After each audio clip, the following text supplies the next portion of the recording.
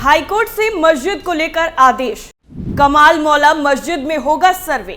High court के आदेश से हिंदू पक्ष में खुशी, 6 हफ्ते में पेश करनी होगी सर्वे की रिपोर्ट। नमस्कार, कैपिटल टीवी की स्पेशल स्टोरी देख रहे हैं आप और मैं हूं आपके साथ साइमा।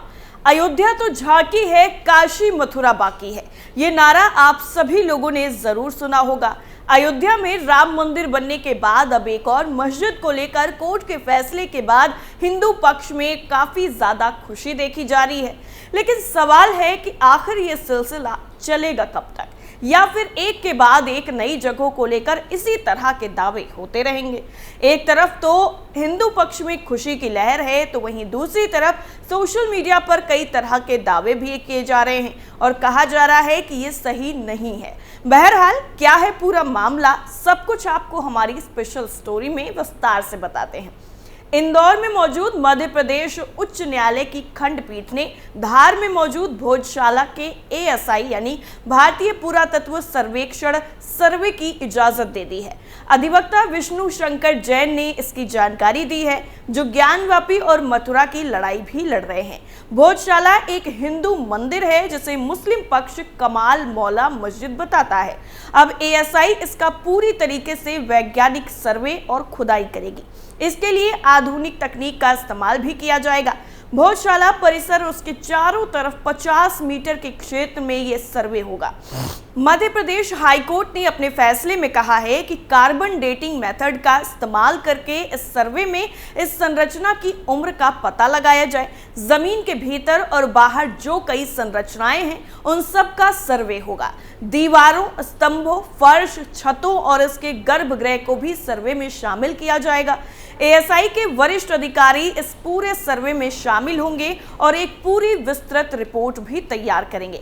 हाईकोर्ट ने एक्सपर्ट कमेटी की तरफ से तैयार होने के बाद रिपोर्ट को पेश करने जाने का आदेश भी दिया है। मध्य प्रदेश उच्च न्यायालय ने कहा है कि एएसआई के डायरेक्टर जनरल एडिशनल डीजी खुद मौजूद रहकर रिपोर्ट सौंपेंगे। इसके लिए 6 हफ्ते का समय भी दिया गया है।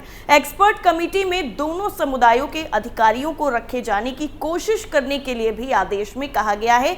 जो दरवाजे बंद हैं उन्हें खोला जाएगा। अंदर जो मूर्तियां या बाकी वस्तुएं मिलेंगी उन सब के फोटोग्राफ्स लिए जाएंगे। कार्बन डेटिंग के जरिए उन सब की उम्र का पता भी लगाया जाएगा। साथ ही हाईकोर्ट ने यह भी आदेश दिया है कि यह सर्वे किसी भी संरचना, वस्तुओं या मूर्तियों को नुकसान पहुंचाए बिना अंजाम दिया जाए। इसके जरिए इस पूरे परिसर की वास्तविक प्रकृति और स्वभाव का पता लगाया जाए। हिंदू संगठन की मांग है कि भोजशाला परिसर में देवी सरस्वती की मूर्ति स्थापित की जाए। भोजशाला ज्ञान और बुद्धि की देवी माता सरस्वती को समर्पित एक अनूठा और ऐतिहासिक मंदिर है। इसकी स्थापना राजा भोज ने की थी। राजा भोज 1000 से 1055 ईस्वी तक परमान राजवंश के सबसे बड़े शासक थे। वो शिक्षा और साहित्य के अनन्य उपासक भी थे। उन्होंने ही धार में इस महाविद्यालय की स्थापना की थी, जिसे बाद में भोजशाला के रूप में जाना जाने लगा। यहाँ दूर दूर से छात्र पढ़ाई करने के लिए आते थे। मुस्लिम जिसे कमाल मौलाना मस्जिद कहते हैं, उसे मुस्लिम आक्रांताओं ने तोड़कर बनवाया है। अभी भी इसमें भोजशाला के अवशेष स्पष्ट तौर पर नजर आते हैं। मस्जिद में उपयोग किए गए नक्काशीदार खंभे वही हैं जो भोजशाला में उपयोग किए गए थे। मस्जिद की दीवारों से चिपके उत्कीर्ण पत्थर के स्लैब में अभी भी मूल्यवान नक्काशी किए हुए हैं।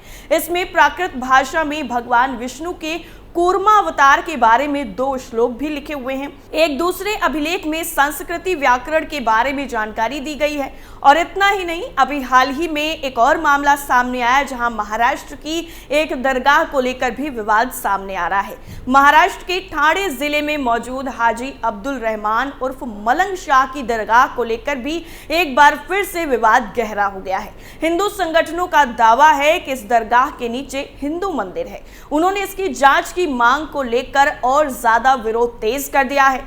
हिंदू संगठनों की इस कोशिश में महाराष्ट्र के मुख्यमंत्री एकनाथ शिंदे का भी साथ मिल चुका है। क्या है इस हाजी मलंग शाह की दरगाह को लेकर विवाद? मलंग शाह दरगाह ठाणे की माथेरान पहाड़ियों पर मौजूद एक दुर्ग यानी किले में मौजूद है।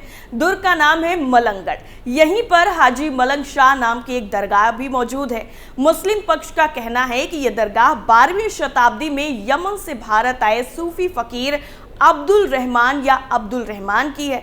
दूसरी तरफ हिंदू पक्ष इस तर्क से समझौता नहीं करता है और इससे सहमत भी नहीं है। हिंदू पक्ष का कहना है कि मुस्लिमों की दरगाह नहीं है, बल्कि गुरु गोरखनाथ के गुरु और नवनाथों में से एक गुरु मछिंद्रनाथ का मंदिर है।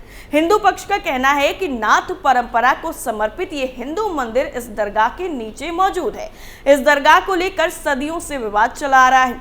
एक रिपोर्ट के मुताबिक ये कहा गया है कि 18वीं शताब्दी में यहाँ मराठाओं ने इस धार्मिक स्थल का प्रबंधन करने के लिए काशीनाथ पंत केतकर को भेजा था।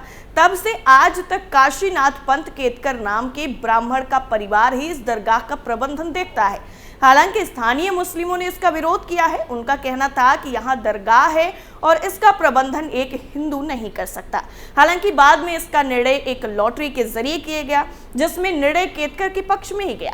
इसके बाद इस दरगाह पर 1980 के दशक में दोबारा विवाद हुआ। दरगाह के साथ में मंदिर होने का दावा लेकर शिवसेना के नेता आनंद दीघे ने आवाज उठाई और मछिंद्रनाथ के मंदिर को लेकर शिव सैनिकों को यहाँ 1996 में पूजा भी की। इस पूजा में महाराष्ट्र के तत्कालीन मुख्यमंत्री मनोहर जोशी भी शामिल थे। यहाँ पर हिंदू मछिंद्रनाथ की पूजा आरती रोज भोग लगाते हैं। हर पूर्णिमा को यहाँ विशेष पूजा होती है। हिंदुओं के साथ साथ यहाँ मलंग शाह के अनुयायी भी पहुंचते हैं। कई बार हिंदू श्रद्धालुओं के साथ यहाँ पर बदसलूकी और पूजा में व्यवधान डालने के मामले भी सामने आ चुके हैं। मार्च 2021 में ऐसा ही एक मामला सामने आया था, जब आरती कर रहे हिंदू श्रद्धालुओं के सामने 50 से 60 मुस्लिमों ने अल्लाह अकबर के नारे लगाए थे। इसके अलावा भी वक्त वक्त पर यहाँ इस तरह के मामले सामने आते रहते हैं। महाराष्ट्र के मुख्यमंत्री एकनाथ शिंदे ने हिंदू भक्तों से कहा है कि मलंगगढ़ को लेकर आपकी भावनाओं को मैं समझता हूं। आनंद दीघे ने इस मंदिर को मुक्त करवाने को लेकर अभियान शुरू किया था। उन्होंने हमें जय मलंग श्री मलंग के नारे लगवाए थे। मैं आपको बताना चाहता हूं कि कुछ मामले ऐसे होते हैं जो जनता में बात करने के लिए नहीं होते। मैं मलंगगढ़ के विषय में आपकी भावनाएं जानता हूं और कहना चाहता हूं कि एकनाथ शिंदे आपकी इच्छाओं को पूरा करने में कोई कसर नहीं छोड़ेगा। गौरतलब है कि महाराष्ट्र के वर्तमान मुख्यमंत्री एकनाथ शिंदे आनंद दीघे के राजनीतिक शिष्य हैं। आनंद दीघे महाराष्ट्र में शिवसेना के बड़े नेता थे और जहां बाल ठाकरे पार्टी का करिश्माई चेहरा थे, तो वहीं आनंद दीघे का संगठन बनाने में बड़ा हाथ माना जाता है। हालांकि पिछले काफी वक्त से ये मलंग शाह का जो दरगाह है, इसका मुद्दा शांत था, लेकिन साल 2024 में चुनाव होने हैं। ऐसे में 3 महीने से कम का वक्त ही बचा हुआ है। इस विवाद के दोबारा उठने के पीछे एक वजह चुनाव भी माना जा रहा है। जिस मुद्दे पर महाराष्ट्र में बवाल मचा हुआ है, उस मंदिर या दरगाह पर जाने का फैसला कोई भी कर सकता है और यहाँ पर कई सारी जो चीजें हैं वो निकलकर सामने आ रही हैं। जिस जगह को मंदिर या दरगाह कहा जा रहा है, उस जगह का इतिहास क्या कहता है। यही नहीं, वहाँ पर लोगों से जो बातचीत होती है उसमें भी कई तरीके की अलग अलग बातें भी सामने आती हैं। कोई इसे मंदिर बताता है तो कोई इसे दरगाह होने का दावा करता है। मंदिर या मस्जिद के एक विवाद का जो अंत है वो हम सभी लोगों ने अयोध्या के रूप में देखा है, लेकिन क्या अब हम मंदिर या दरगाह के एक नए विवाद की शुरुआत देखने जा रहे हैं, ये बड़ा सवाल है। महाराष्ट्र के ठाणे जिले के मलंगगढ़ का धार्मिक स्थल है और हिंदू मुस्लिम विवाद का नया विषय भी बन गया है। ये धार्मिक स्थल किसी हाजी मलंग दरगाह का बताता है तो कोई इसे मंदिर बताता है या किसी संत का मंदिर है। विवाद इस विषय पर है कि पहाड़ी की तलहटी में बने इस धार्मिक स्थल तक पहुंचने के लिए करीब 4 किलोमीटर की पहाड़ी चढ़ाई को करना पड़ता है और हर साल इसी रास्ते हिंदू और मुस्लिम धर्म के लोग पूजा और इबादत करने के लिए पहुंचते हैं। इस पूरे रास्ते की एक खास बात यह है कि दरगाह बताई जाने वाली धार्मिक स्थल के रास्ते में कई मंदिर भी हैं। जो हिंदू इस दरगाह को मछिंद्रनाथ मंदिर मानकर जाते हैं, वो रास्ते में पड़ने वाले सभी मंदिरों में माथा जरूर टेकते हैं। यानी कुल मिलाकर ये पहली बार भी नहीं है जब इस तरह के दावे हो रहे हैं। इससे पहले भी कई जगहों को लेकर ऐसे दावे हो चुके हैं जो हम सभी लोगों ने देखे हैं। हालांकि ये काफी महत्वपूर्ण मामला है जिस पर सभी को सोचना जरूर चाहिए। वैसे आपकी क्या राय है इस पूरे मामले को लेकर, हमें कमेंट करके जरूर बताइए। स्पेशल स्टोरी में फिलहाल के लिए इतना ही। बाकी खबरों के लिए आप बने रहिए कैपिटल टीवी के साथ। नमस्कार।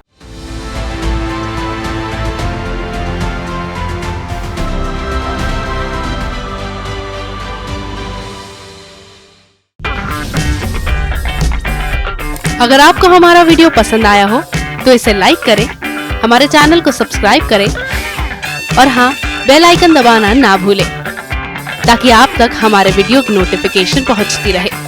आप अपना सुझाव हमें कमेंट बॉक्स में दे सकते हैं। हमारे साथ जुड़ने के लिए शुक्रिया।